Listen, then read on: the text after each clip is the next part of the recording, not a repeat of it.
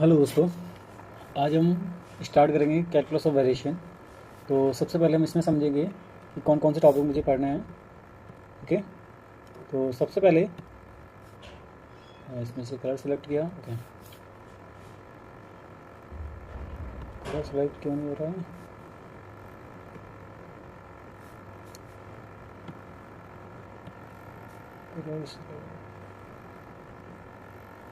ठीक है, सबसे पहले इसमें पढ़ेंगे वेरिएशनल प्रॉब्लम फिक्स बाउंड्री की। जितनी भी वेरिएशनल प्रॉब्लम होती हैं वो फिक्स बाउंड्री की, वो पहले पढ़ेंगे।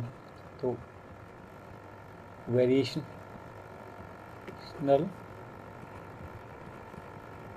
Problem from fix boundary. Second पढ़ेंगे मूविंग बाउंड्री की।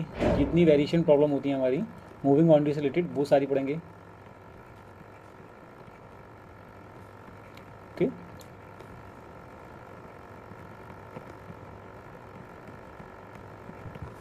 एंड थर्ड हम पढ़ेंगे सफिशिएंट कंडीशन। जो एक्सट्रीमम की कंडीशन होती है सफिशिएंट, वो सारी। Sufficient condition for extrema.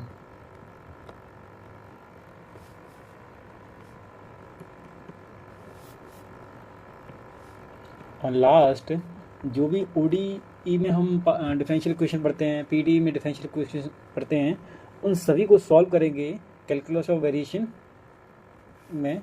Calculus of variation में वेरिएशनल जो मेथड होते हैं उनके through solving ODE and PDE by variational method. Okay, तो हम इतनी 4 चीज़ों को कवर करने वाले हैं कैलकुलस ऑफ वेरिएशन में। ठीक है, तो सबसे पहले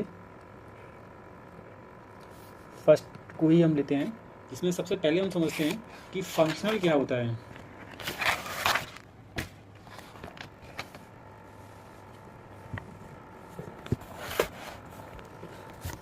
ये क्या होगा? ओके, फंक्शनल क्या होता है? फंक्शनल को सबसे पहले समझेंगे।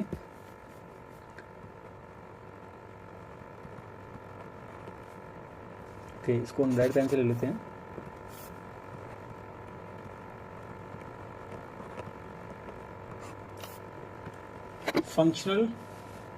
फंक्शनल एक वेरिएबल क्वांटिटी है जो कि एक या एक से अधिक फंक्शन को चूज़ करने पर निर्भर करती है।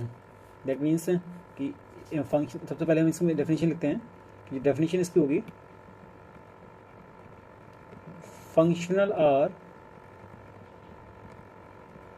Variable quantity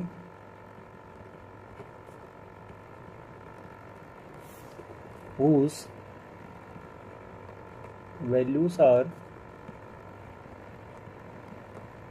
determined by the choice of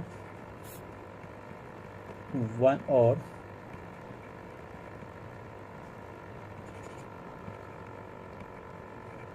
several function। Okay, तो जो फंक्शनल जो होती है वो एक वेरिएबल क्वांटिटी होती है। क्या होता है? फंक्शनल जो है एक वेरिएबल क्वांटिटी है जो कि उसकी जो वैल्यू होती है वो अलग अलग एक या एक से अधिक फंक्शन को चूज़ करने पर मिलती है। ओके, उस पर डिपेंड होती है। तो सबसे पहले इसमें हम जो प्रॉब्लम फेस करेंगे वो वेरिएशनल प्रॉब्लम होगी, जिनकी जो कंडीशन है वो फिक्स बाउंड्री कंडीशन होगी। क्या होगी? Fix boundary condition. तो सबसे पहले हम इसमें पढ़ेंगे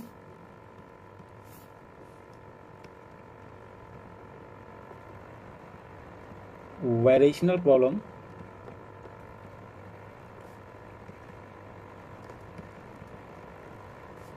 फिक्स बाउंड्री।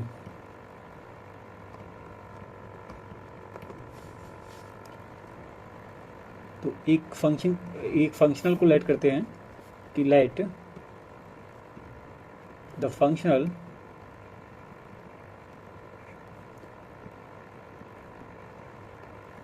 एक हमने फंक्शन को लेट किया है, इसकी बाउंड्री दी हुई है x1 और x2, और फंक्शनल हमें दिया हुआ है जिसमें एलिमेंट है x, y और y डैश की। ठीक है, with boundary condition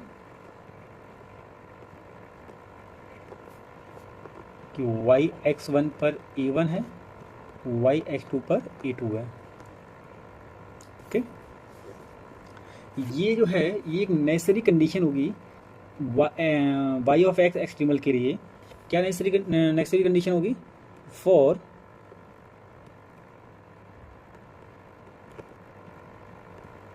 necessary condition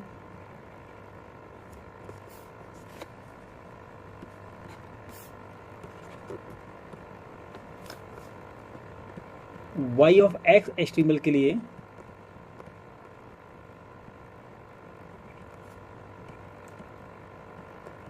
for the function कि del f upon del y minus d upon d x del f upon del y dash equal to 0। ये हमारी एक equation है जिसको हम कहते हैं Euler's equation. It's called Euler's equation. Okay, इसको हम कहते हैं आयलर्स इक्वेशन। और ये सबसे इम्पोर्टेंट है पूरी कॉम्प्लेक्स पूरी कैलकुलस ऑफ वेरिएशन के लिए। ये सबसे इम्पोर्टेंट इक्वेशन है। ये है एक तरीके से मान के चलो कि ये एक हमारा बेस है इसका। इसके इसी से सारी प्रॉब्लम मोस्टली सॉल्व होंगी और जितनी भी आगे चल के आयलर्स की इक्वेशन बनेंगी वो इसी से ही निकल के आएंगी। ओके, तो इसको रिमाइंड करना बहुत ही इम्पोर्टेंट है। इसमें आपका फर्स्ट रिमार्क आता है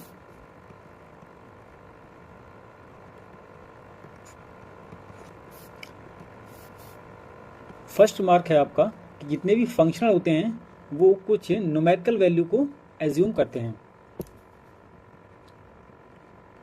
कि functional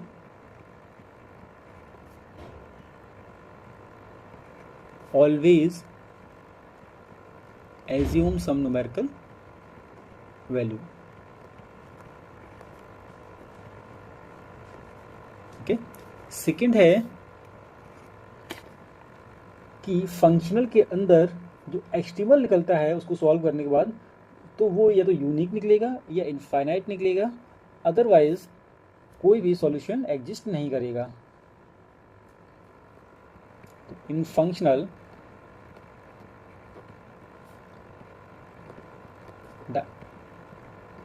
the extremal can be या तो यूनिक होगा, कैन बी यूनिक,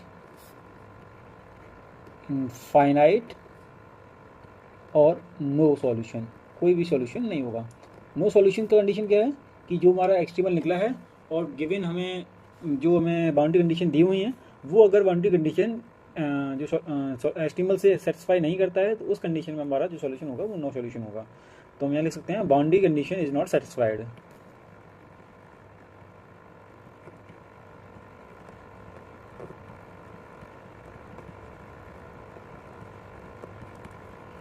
ओके, अब हमें जो फंक्शनल दिया हुआ है उसका एक्सट्रीमल फाइंड करना है। वो किस तरीके से करते हैं तो उसके लिए मेथड देखेंगे कि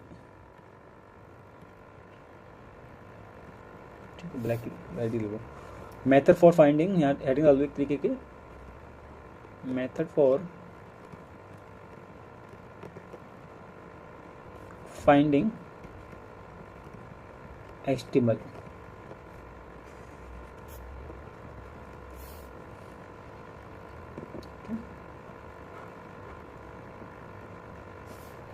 सबसे पहले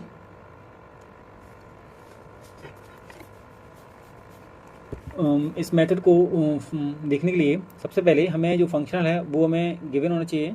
तो सबसे पहली कंडीशन आपकी यही है कि फॉर द गिवन फंक्शनल के लिए जो आयलर्स इक्वेशन पड़ी हुई थी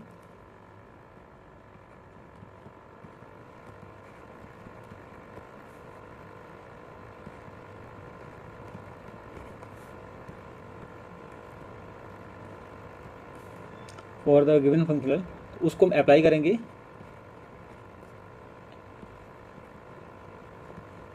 आयलर्स इक्वेशन क्या थी हमारी? तो आयलर्स इक्वेशन यहाँ पे थी कि डी एफ क्या हमारा गिवन फंक्शनल है, d f del f upon डेवर y minus d upon d x del f upon d over y dash equal to 0। ये हमारी जो आयलर्स इक्वेशन थी। ओके, एफ यहाँ पे क्या होता है, एफ हमारा क्या है, एफ हमारा क्या है, फंक्शनल है। क्या है, फंक्शनल। ओके, सेकेंड पॉइंट है इसका कि यहाँ से हम इस इक्वेशन की हेल्प से हम यहाँ पे एक ordinary differential equation find out करेंगे by the help of Euler's equation. We can gate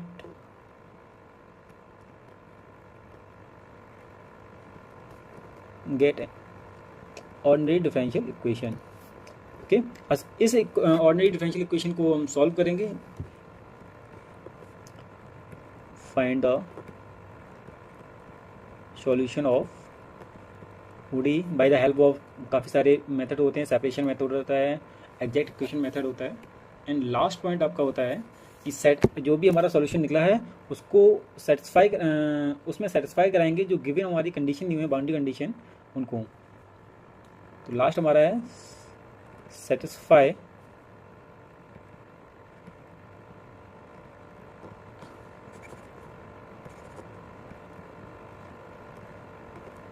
boundary condition. Satisfy कराने के बाद जो भी हमें वैल्यू निकलती है, सॉल्यूशन निकलता है, वो हमारा क्या होता है, एक एक्सट्रीमल होता है गिवन फंक्शनल का। And we will find extremal. Okay, एक एग्जांपल के थ्रू समझते हैं इसको, एक बार रिकॉल कर लेते हैं। तो मेथड क्या था, सबसे पहले हम सबसे पहले हम गिवन फंक्शनल को लिखते हैं, उसमें आयलर्स इक्वेशन को सेटिस्फाई कराते हैं। उसके बाद इस आयलर्स इक्वेशन की हेल्प से हम एक ओडी इक्वेशन निकालते हैं, उसका हम सॉल्यूशन ओडी इक्वेशन को सॉल्व करते हैं, देन सॉल्यूशन निकालते हैं, और उस सॉल्यूशन में जो बाउंड्री कंडीशन हमें गिवन है उनको हम सेटिस्फाई कराते हैं। तो उसके बाद जो हमें सॉल्यूशन निकलता है वो हमारा क्या होता है, एक एस्टिमेबल होता है गिवन फंक्शनल का। ओके, सबसे पहले हम एक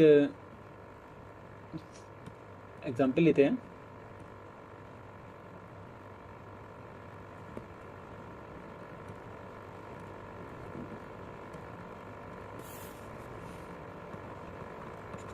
दिख रहा है ये, आई थिंक दिख रहा होगा।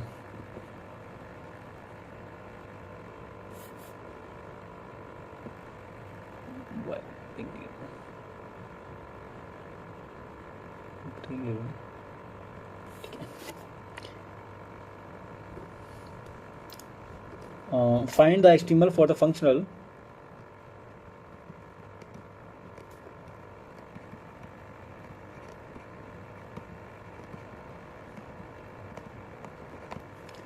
हमें गिवन है i इक्वल टू, जो कि i एक फंक्शन है f ऑफ y का, equal to integration 0 to 1 y dash square plus 12x by d of d x. Satisfy the condition दिया हुआ है, satisfy the condition y0 equal to 0 and y1 equal to 1। Okay, then find the extremal. Find क्या करना है, हाँ find तो लिखा ही है, फाइंड क्या करना है बेटा, फाइंड द एक्सट्रीमल। हमें एक्सट्रीमल को फाइंड आउट करना है। सॉल्यूशन देखते हैं इसका।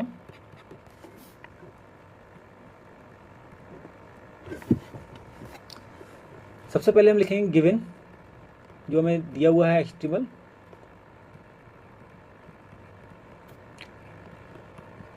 Zero to 1 y dash plus 12x by d x.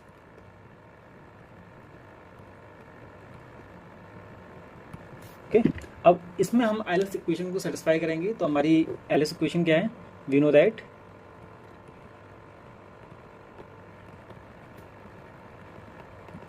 Euler's equation क्या दी हमारी, क्वेश्चन हमने लिख ही लिया है। ओके, आयलर्स इक्वेशन क्या दी हमारी, d var f upon d var y minus d upon d x d var f upon d var y dash equal to 0।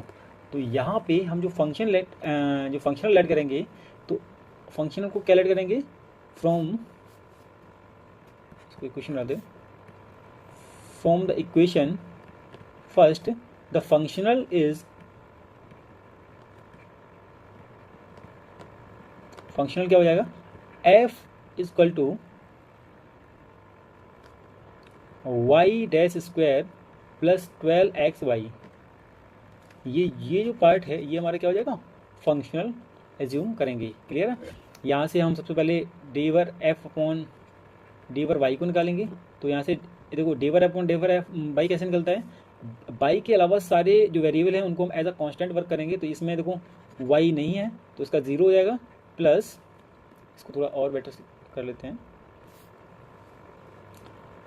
इसमें देखो ऐसे लिखते हैं del f upon डेवर y, f की वैल्यू रखते हैं y dash plus 12xy। Open करते हैं del upon डेवर y y dash square plus del f upon डेवर y 12xy equal to, देखो इसमें वाई नहीं है ओनली वाई डैश है, तो y dash as a constant होगा, कांस्टेंट का डिफरेंशिएशन वाई के रिस्पेक्ट में 0 प्लस 12x को बाहर निकालेंगे डेवर अपॉन डेवर वाई और वाई। यहाँ पर y का कितना हो जाएगा, 1 हो जाएगा, 0 plus 12x into 1 equal to कितना आया हमारे पास 12x। तो यहाँ से डेवर एफ अपॉन डेवर वाई की वैल्यू कितनी निकली 12x। अब यहाँ से हमें निकालनी है किसकी, डेवर एफ अपॉन डेवर वाई डैश। तो डेवर एफ अपॉन यहाँ से इक्वेशन नंबर फर्स्ट सेकंड होगी, सेकंड डालते, डेवर एफ अपॉन डेवर वाई डैश निकालेंगे।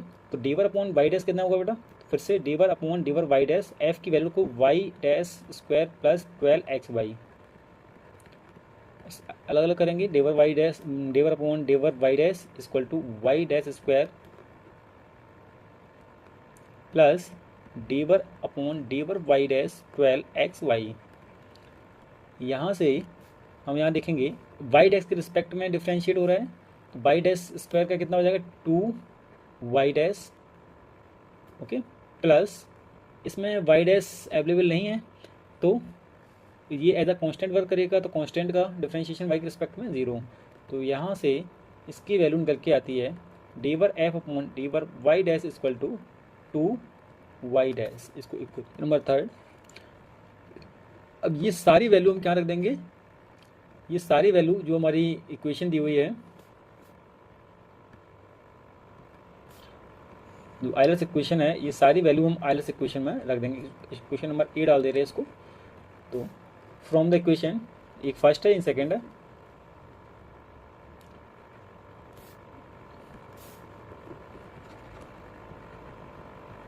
From the equation a the value of del f upon डेवर y and del f upon डेवर y dash from the equation second and third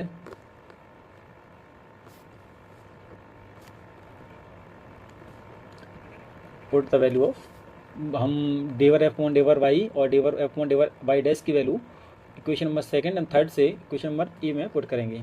तो यहाँ पे एक बार लिख ले रहे हैं। तो जो आइलर इक्वेशन क्या थी, del f upon डेवर y minus d upon d x del f upon डेवर y dash equal to 0। Okay, यहाँ पे हमने इसको नोट कर लिया है साइड से हमने, ठीक है, जिससे हम आसानी से पुट कर सकें। इसको पुट करेंगे इसमें वैल्यू। तो डेवर अपॉन डेवर वाई की, डेवर एफ अपॉन डेवर वाई की वैल्यू कितनी थी, यहाँ से यहाँ देख सकते हैं आप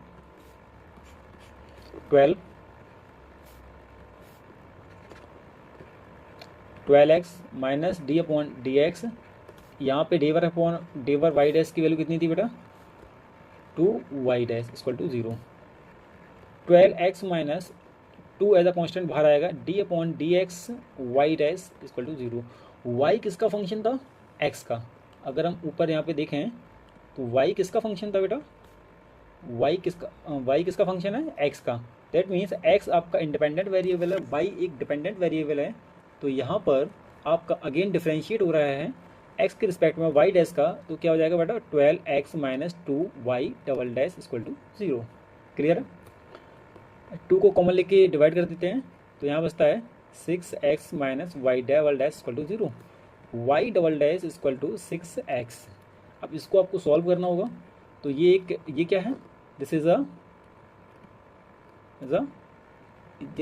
इज इक्वेशन ऑफ ODE। ये क्या है, ODE की इक्वेशन है, ठीक है। इसको सेपरेशन मेथड्स करते हैं, इसको लिखते हैं d/dx y dash equal to 6x dy dash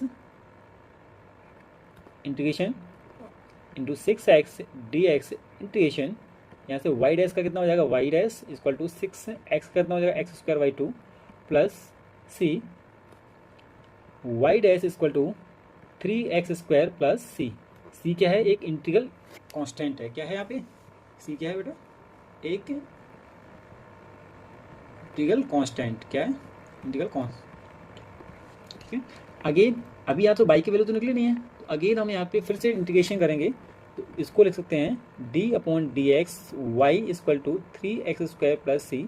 now dy equal to 3x² plus c dx, वो साइड इंटीग्रेशन, तो यहाँ y की वैल्यू निकल के आती है इंटीग्रेशन 3 एज अ कॉन्स्टेंट बाहर हो जाएगा dx plus c dx, y equal to 3x³ plus c as a constant होगा, बाहर निकलेगा बेटा, तो यहाँ dx बचा ओनली और प्लस का d क्या है, second integral constant, y equal to x³ plus cx plus d, where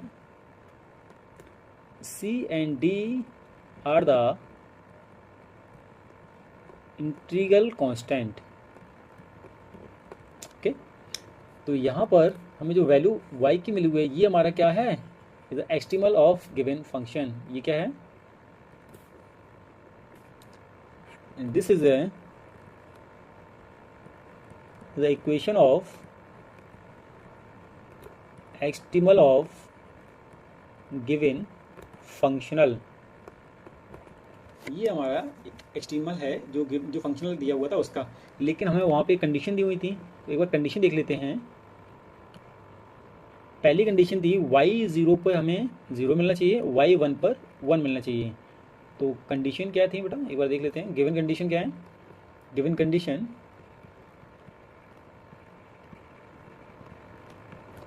y 0 पे 0 एंड y 1 पर 1 मिलना चाहिए, ओके। इन कंडीशन को सेटिस्फाई करा के जो हमें इंटीग्रल कांस्टेंट निकले हैं उनकी वैल्यू को फाइंड आउट करेंगे। तो सबसे पहले हम पुट करेंगे y equal to 0, then then equation put करेंगे y 0, ओके। बेसिकली ये किसकी इक्वेशन है, y ऑफ x की है, तो x की 0 पुट कर देंगे, y 0 equal to 0 plus c into 0 plus d, और y 0 की वैल्यू कितनी गिवन है, 0, तो 0 equal to 0 plus 0 plus d, तो यहाँ से d की वैल्यू कितनी निकली है, 0, okay. Now second condition put करेंगे y equal to 1 to 1, that mean x की वैल्यू 1 पुट करेंगे, x की वैल्यू 1 पुट करने पर y की वैल्यू कितनी निकलती है, 1, तो y of 1 equal to 1³ plus c into 1 plus, अच्छा d की जगह जो हम क्या रख देंगे, d की जो थी उसकी जगह क्या रख देंगे, d की जगह 0, y ऑफ 1 कितना दिया है, 1 इक्वल टू 1 का क्यूब 1 प्लस c, तो यहाँ पर c की वैल्यू भी कितनी निकली है, 0, ओके। और ये दोनों वैल्यू c की और d की किस में पुट कर देंगे, एक्सट्रीमल में। नाउ एक्सट्रीमल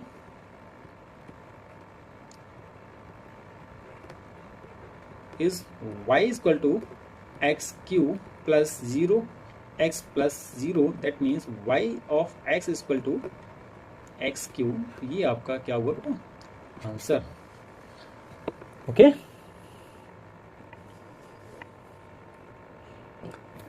अब इसके बाद हम नेक्स्ट लेक्चर में देखेंगे। आज के लिए इतना ही, नमस्कार।